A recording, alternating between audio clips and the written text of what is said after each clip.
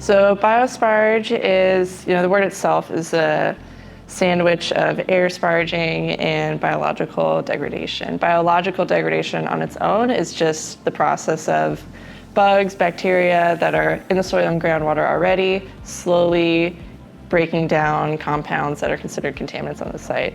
And air sparging is injecting air into the groundwater to bubble and volatilize compounds that are prone to volatilizing. So some background for the site: there was a former industrial facility that operated at the site, and some contamination of petroleum and volatiles of the groundwater and soils happened over that time. And then in the 90s, that contamination was discovered, and they went into agreed order where they needed to clean up that site.